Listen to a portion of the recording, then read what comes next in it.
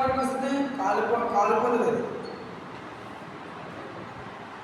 బయట పారవేయడం అనగా బయట పారవేయడం అంటే ఏంటి? ఆధ్యాత్మిక జీవితంలో ఆధ్యాత్మిక మరణం మనకు సాదృశ్యం. మన శరీరం బాగానే ఉంటుంది, మనకున్న దేహం బాగానే ఉంటుంది, కాబట్టి మనం ఆత్మలో చనిపోతాం. ఆత్మలో చనిపోతే మనం శారీరకంగా బతికున్నా చనిపోయినా ఇంకా వేస్ట్. అది మనం బతికైనది మనం వేస్ట్. రెండవదిగా సాక్ష్యాలను కోల్పోతాం.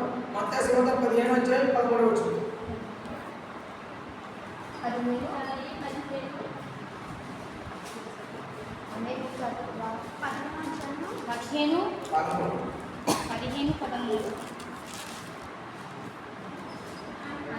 ఆయన పరలోకమందున్న నా తండ్రి,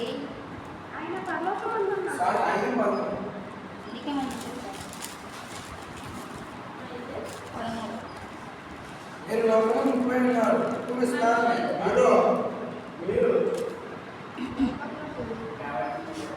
లోకము 30 ఉన్నారు.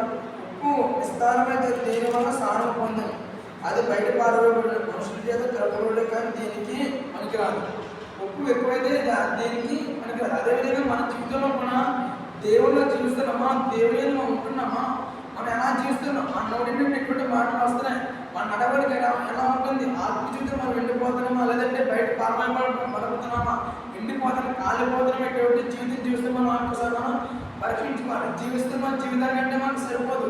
నేను సరే ఇప్పుడు మనం వేడిని చంపాలి, మనలో ఉన్న దేవునికి వ్యతిరేకంగా ఉన్న వాటిని మనం చంపివేయాలి. వాటిని చంపివేయలేదు, మనం వాటిని చంపివేయకుండా దేవుని మనం ఉంచుకుంటున్నాం, సైతాన్ని మనం ఉంచుకుంటున్నాం. అటువంటి రీతి ప్రార్థన, అటువంటి మనసుంటే దేవుడు మన ప్రార్థనని ఆలకించను, అంగీకరించను. మన దగ్గరికి వస్తా కూడా సరిపోవని చెప్తున్నాడు దేవుడు. దేవుడు మనకి ఇచ్చిన అవయవాలు, లేదంటే దేవుడు మనకి ఇచ్చిన శరీరాన్ని, దేహాన్ని మనం అలా ఉపయోగిస్తున్నాం. మొట్టమొదటి నాలుక చాలా ప్రమాదకరమైన నాలుకే. కాకపోతే దేవుడు నాలుగుని ప్రమాదకరంగా అలా ఇచ్చాడు. ప్రమాదకరమైన నాలుగు దేవుడు మనకి ఎందుకు ఇచ్చాడు? మనం మంచిగా ఉపయోగిస్తే మంచి జరుగుతుంది, చెడు ఉపయోగిస్తే చెడు జరుగుతుంది. మన నాలుగు ఎవరన్నా దూషిస్తున్నామా, హింసిస్తున్నామా, మన మాట ఎలా ఉంటుండే ఒక్కసారి మనం పరీక్షించుకోవాలి. నీ నాలుగు వారు అబద్ధం మాట్లాడుతున్నావా, లేదంటే దోషమైన మాటలు మాట్లాడుతున్నావా, ఎదుటి వారికి హింసిస్తున్నావా, ఒక్కసారి మనం పరీక్షించుకోవాలి. అబద్ధం అంటే ఉన్నది లేనిది ఉన్నట్టు చెప్పడమే అబద్ధం. అది ఆజ్ఞానికలో మహాపాపం. ఆజ్ఞ ఏంటి? అబద్ధం అనుకోని చెప్పి ఆజ్ఞించాడు. మన నిజంగా క్రైస్తవ జీవితాన్ని మనం పుట్టిన కానీ లేదంటే ట్రైనింగ్ వచ్చినా ఒక అబద్ధమైన ఆడుకున్నామో మనం ఒక్కసారి సరే మనం పరీక్షించుకోవాలి. మన జీవితం ఎలా ఉంటుంది, ఆధ్యాత్మిక జీవితం. ఎదుటివారికి మనం ఎలా ఉంటున్నాం, మన మాదిరి ఎదుటివారికి మనం ఆకర్షంగా ఉన్నదంటే ఒక మాదిరిగా మనల్ని చూసి వారు నేర్చుకున్నారు. మనం చూసి చివరి ఏం నేర్చుకున్నారు? మంచి నేర్చుకుంటున్నారా, చెడు నేర్చుకుంటున్నారా? ఎదుటివారు బాగుపడడానికి మనం కారణం అవుతున్నామా, లేదంటే ఎదుటివారు చెడుపడడం మనం కారణం అవుతామో మనం ఒకసారి మనం పరీక్షించుకోవాలి. ఎందుకంటే ఈ భూలోకంలో మనం ప్రత్యేకించబడి, భూలోకంలో విడిపించబడి, లోకంలో ఉన్న మనుషుల దగ్గర నుంచి మనం విడిపోయి దేవుడికి సంబంధంగా దేవుడు అడ్డుకరబడి మనం వచ్చాం. అప్పుడు మన జీవితం ఎలా ఉంటుంది? మన నాలుగు నుంచి ఎటువంటి మాటలు మనం ఉచ్చరిస్తున్నాం, ఎటువంటి మాటలు మన నుండి వస్తున్నాయి. దేవుడు ఇచ్చిన నాలుగు నుండి ఒకే నాలుగు నుండి నానా రకమైన మాటలు, ఒకే నాలుగు నుండి బూతులు, అబద్ధములు, దొంగతనములు, అదే నాలుగు నుండి దేవుడు స్థుతిస్తున్నాం, దేవుడు మహిమపరుస్తున్నాం. అటువంటి జీవితం దేవుడు మనల్ని హర్షిస్తాం, లేదంటే ఎటువంటి జీవితం మనం దేవుడు హర్షిస్తాడు.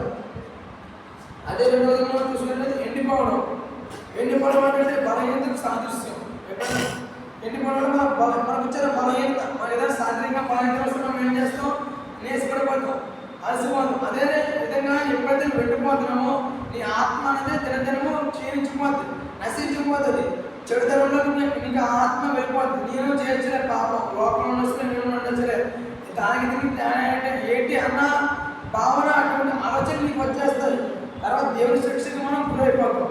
ఎప్పుడైతే మనం దేవుడి నుండి వేరు చేయబడి, ఎప్పుడైతే మనం దేవుడిని ఆజ్ఞను విడిపించమని, ఎప్పుడైతే దేవుడి మనం బయటకు వచ్చేసి దేవుడు ఆ ద్రాక్ష తీగ నుండి పరలోక రాజ్యం అనే గ్రంథం నుండి, జీవ గ్రంథం నుండి మన పేరు ఎప్పుడైతే మనం తొలగించాడో, మనం ఎప్పుడైతే మనం బయట పారవేయబడ్డామో, ఆధ్యాత్మిక మనకు ఆత్మ మరణించిపోద్ది, సాక్ష్యాన్ని కోల్పోతాము, అప్పుడైతే సాదృశ్యం అయిపోతాం.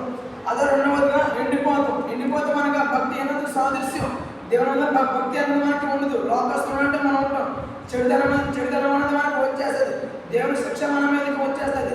దేవుని శిక్ష వచ్చినప్పుడు దేవుని మొరపెట్టాలని అంగీకరించని చెప్పి సామెత 1:1 చెప్తున్నాడు. మీకు అపాయం వచ్చినప్పుడు నేను నవ్వెదను, మీకు కష్టం వచ్చినప్పుడు నేను నవ్వెదను, నాశనం చేసినని చెప్పి దేవుడు చెప్తున్నాడు. మనకు కష్టం వచ్చినప్పుడు మనకు స్వాధీనం వచ్చి మనం ఆధ్యాత్మిక నిజంగా మనం చనిపోయినప్పుడు దేవుడి శిక్ష మన మీదకి వచ్చినప్పుడు దేవుడు మన ప్రార్థన అంగీకరించడం చెప్తున్నాడు దేవుడు. మనం తెలిసి పాపం చేస్తే దేవుడు కూడా మనకు పాపాలను క్షమించడు.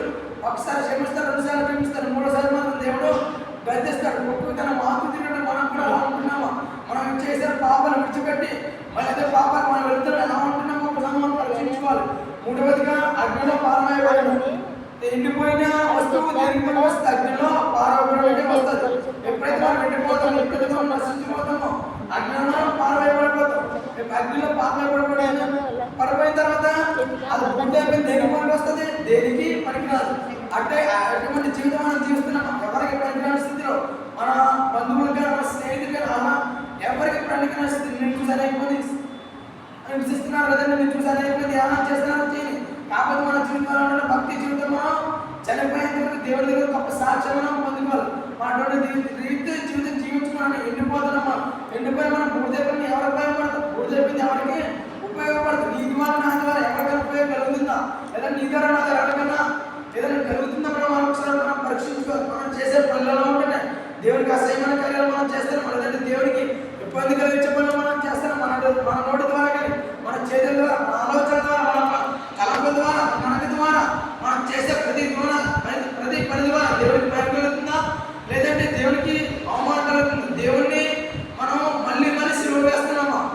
దేవుడు ఒకసారి సిలువ పడ్డాడు. కాకపోతే మనం ఆలోచించే ఆలోచన ద్వారా, మనం చేసే నడతల ద్వారా, మనం చేసే పనుల ద్వారా, మనం వెళ్ళే మార్గం ద్వారా దేవుడికి మనం ప్రతిదినం సిలువ వేసే రీతికి ఉన్నామా?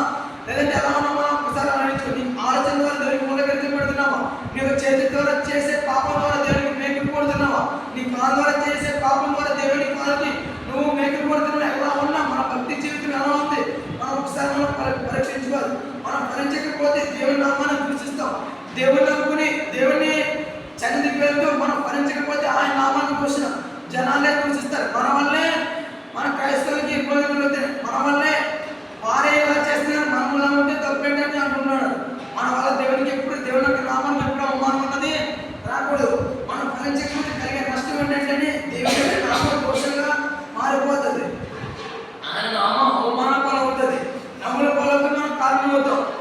ఒక క్రైస్తవుల ద్వారా ఒక క్రైస్తవుడు చేసిన తప్పుకి వాళ్ళ సేవ చేసిన తప్పు అంతా క్రైస్తవులందరినీ తప్పుపరుస్తున్నారు. కాకపోతే నీ ద్వారా నా ద్వారా క్రైస్తవులకు మంచి జరుగుతుందా, మేలు జరుగుతుందా? నువ్వు చేసే తప్పు ద్వారా, నువ్వు చేసే పాపం ద్వారా, నువ్వు చేసే క్రియల ద్వారా ఎవరికి ఎలా కీర్తి కలుగుతుంది, ఎవరికి ఘనత కలుగుతుంది? ఉంటే వెచ్చగానే చాలా నిలువెచ్చని స్థితిలో ఉంటే నా చేత ఉమ్మేయబడతామని చెప్తున్నాడు దేవుడు. అటువంటి స్థితి, అటువంటి దుస్థితి మనం తెచ్చుకోగలం. మనం ఎప్పుడు ఫలించే రీతిగా మనం ఉండాలి. ఫలించాలంటే మనం ఏం చేయాలి? దేవుడిని ప్రార్థించాలి. దేవుని నామములో మనం మొదలు పెట్టాలి. ఆయన నామములో మనం అంగీకరించి ఎప్పుడైతే ఆయన నామములో మనం ముందుండి ఆయన ప్రాధాన్యత ఇస్తే మనం ఎప్పుడు మనం జీవిస్తామో మనం ఫలిస్తాం. ఎప్పుడు మనం ఫలిస్తామంటామో దేవుడు మనం ఆశీర్వదిస్తాడు. ఫలించే స్థితి మనం కోరుకోకుండా మనం ఫలించే స్థితి కోరుకుంటూ ముందుకు సాగిపోవాలని యొక్క వాక్యాన్ని ముగిస్తుంది.